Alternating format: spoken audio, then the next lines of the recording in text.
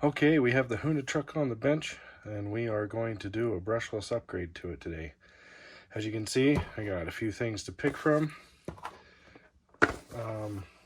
Stuff I've taken out of other cars, some new stuff that's been laying around. But so what I've decided to do is I'm going to put in the system that should have came with it in the package in the first place and see how it runs. This is the Reedy 600 60 amp ESC 3300 kV brushless motor. This is what comes in all of their ready to runs. I'm going to try that in here, and this is what should have came in this vehicle. In my opinion, for the price, it should have come with the brushless system, no brushed. So we're going to install it, and then we're going to take it out and see how much better it is.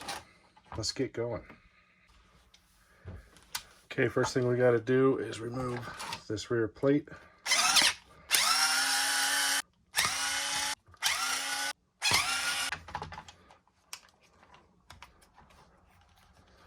Twist the plate kind of out of the way.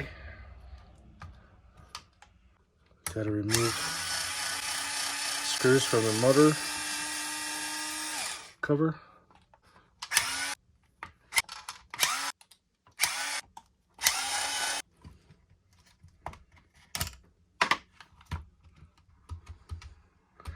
Okay, once you remove the motor cover, this just slides out. It just sits in place there. Easy to set the pinion mesh there. So what we want to do is get the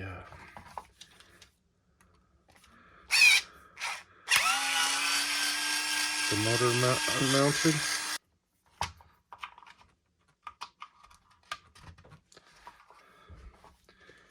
I think we're even going to try the stock pinion gear and just see, just swapping out to a brushless system, what this thing will do.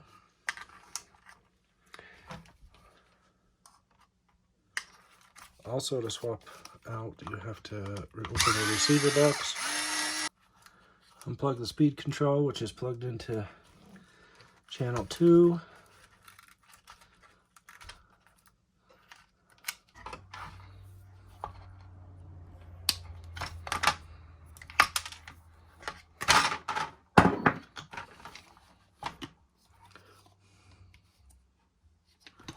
Okay, speed control is just taped on.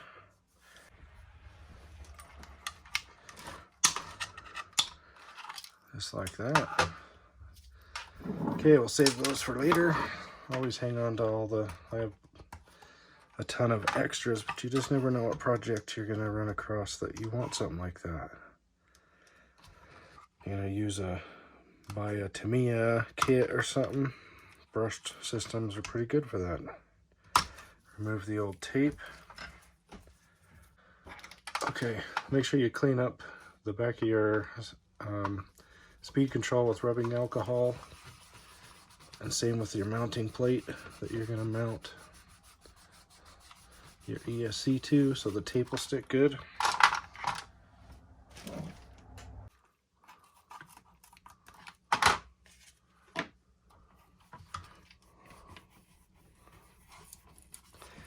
Mount it furthest to the inside of the chassis.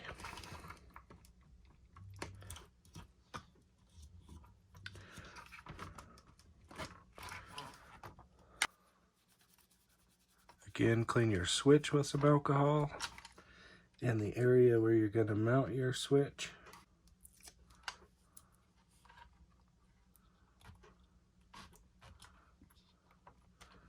This motor mount is kind of nice because it is adjustable for different sized motors. You can see it slotted up and down. So if you had a little bit bigger can, it would fit. And then of course the adjustability this way.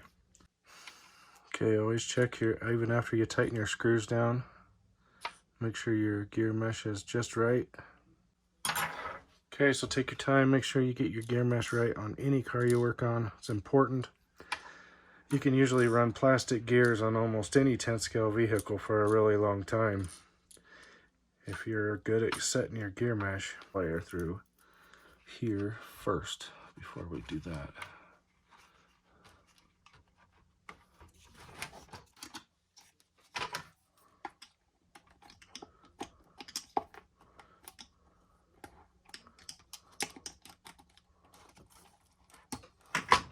go.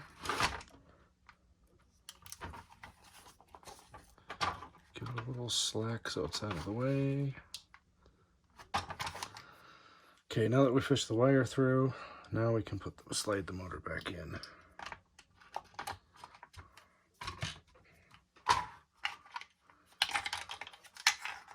Put the gear cover back on.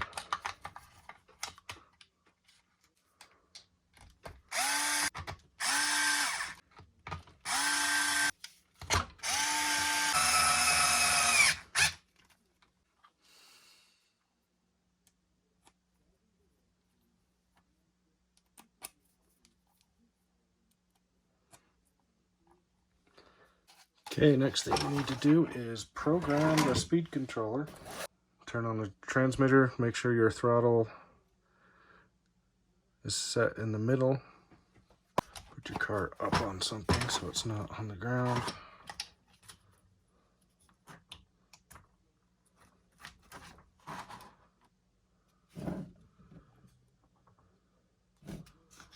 Okay. Hold the set button, turn it on.